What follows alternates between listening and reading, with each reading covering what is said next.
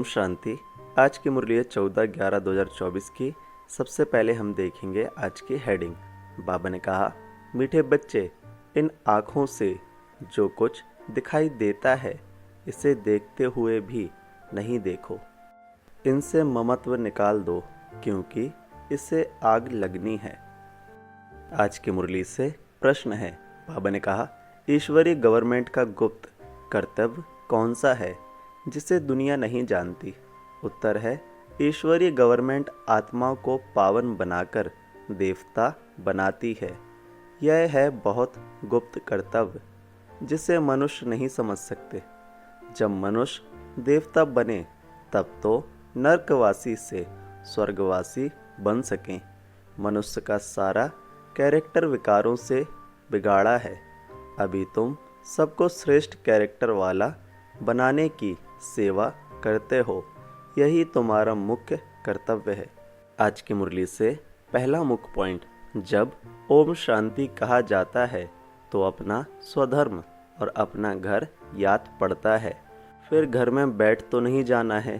बाप के बच्चे बने हैं तो जरूर स्वर्ग का वर्षा भी याद पड़ेगा। ओम शांति कहने से भी सारा ज्ञान बुद्धि में आ जाता है। मैं आत्मा शांत स्वरूप हूँ, शांति के सागर बाप का बच्चा हूँ। जो बाप स्वर्ग की स्थापना करते हैं वही बाप हमको पवित्र शांत स्वरूप बनाते हैं। मुख्य बात है पवित्रता की। पवित्र दुनिया और अपवित्र दुनिया है। पवित्र दुनिया में एक भी विकार नहीं। अपवित्र दुनिया में 5 विकार हैं। इसलिए कहा जाता है विकारी दुनिया, वह है निर्विकारी दुनिया। आज की मुरली से दूसरा मुख्य पॉइंट ध्यान से सुनेंगे। बाबा ने कहा, इस काम विकार को जीतो तो जगत जीत नई दुनिया के मालिक बनेंगे। तो अंदर में इतनी खुशी रहनी चाहिए। मनुष्य पतित बनते हैं तो कुछ समझते नहीं। इस काम पर ही कितने हंगामे होते हैं, कितनी अशांति हाहाकार हो जाता है। इस समय दुनिया में हाहाकार क्यों है? क्योंकि सभी पाप आत्माएं हैं। विकारों के कारण ही असुर कहा जाता है। अभी बाप द्वारा समझते हो, हम तो बिल्कुल कौड़ी मिसल बर्थ नॉट ए पेनी थे। काम की जो चीज़ नहीं उसे आग में जलाया जाता है। अभी तुम बच्चे समझते हो, दुनिया में कोई काम की चीज़ नहीं, सभी मनुष्य मात्र को आग लगनी है। जो कुछ इन आँखों से देखते हैं सबको आग लग जाएगी। आत्मा को तो आग लगती नहीं। आज की मुरली से तीसरा मुख्य पॉइंट है, भगवान कितना समझदार नॉलेजफुल बनाते हैं। शिव के मंदिर में जाकर नमन करते हैं, परंतु वह क्या है, कौन है, यह कोई नहीं जानते। शिव काशी विश्वनाथ गंगा बस सिर्फ कहते रहते हैं, अर्थ जरा भी नहीं समझते। समझाओ तो कहेंगे तुम हमको क्या समझाएंगे, हम तो वेद शास्त्र आदि सब पढ़े हुए हैं। तुम बच्चों में नंबर वार हैं जो यह धारणा करते हैं।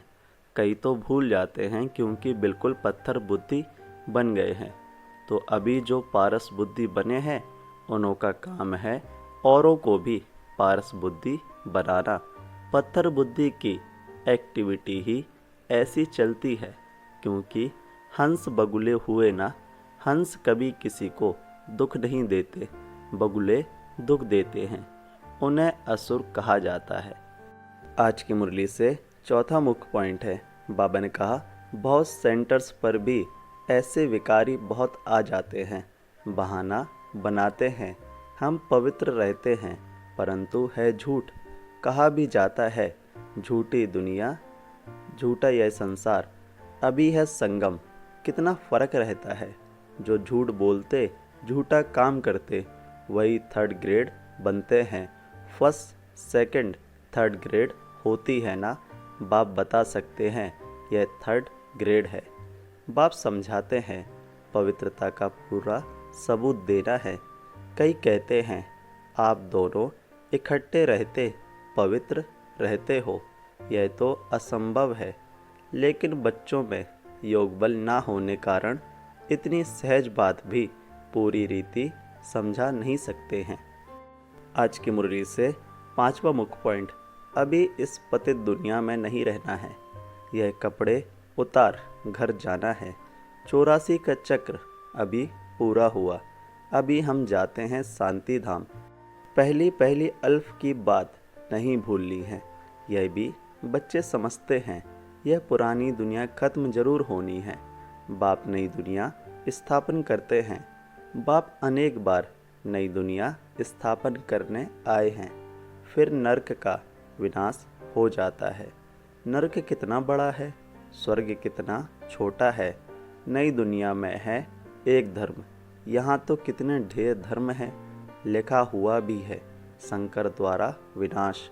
अनेक धर्मों का विनाश होता है, फिर ब्रह्मा द्वारा एक धर्म की स्थापना होती है।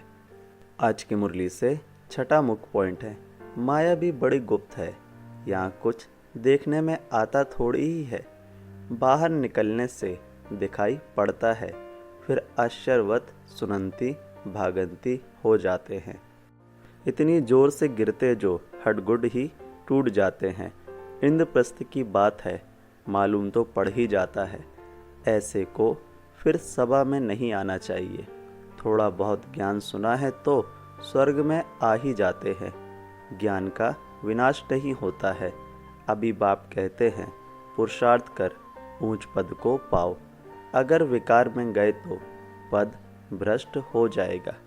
अभी तुम समझते हो यह चक्र कैसे फिरता है। आज की मुरली से 7वां मुख्य पॉइंट ध्यान से सुनेंगे। बाबा ने कहा, अभी तुम बच्चों की बुद्धि कितनी पलटती है, फिर भी माया धोखा जरूर देती है। इच्छा मात्रम अविद्या, कोई इच्छा रखी तो गया, बर्थ नॉट ए पैनी बन जाते हैं। अच्छे अच्छे महारथियों को भी माया किसी न किसी प्रकार से धोखा देती है, फिर वह दिल पर चढ़ नहीं सकते हैं।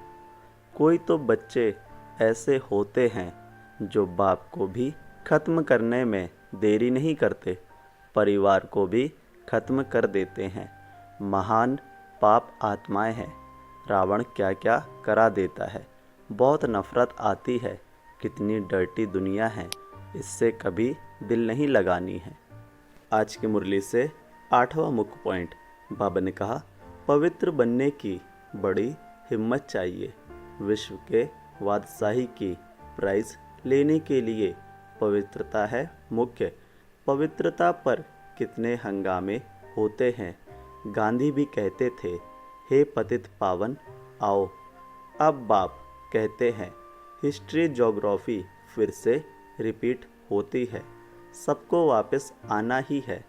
तब तो इकट्ठा जावे। बाप भी तो आए हैं ना, सबको घर ले जाने के लिए। बाप के आने बगैर कोई वापस जा ना सके। आज की मुरली से धारणा के लिए मुख्य सार है, माया के धोखे से बचने के लिए किसी भी प्रकार की इच्छा नहीं रखनी है। इच्छा मात्रम अविद्या बनना है। दूसरा, विश्व के बादशाही की प्राइज लेने के लिए मुख्य है पवित्रता। इसलिए पवित्र बनने की हिम्मत रखनी है, अपने कैरेक्टर सुधारने हैं।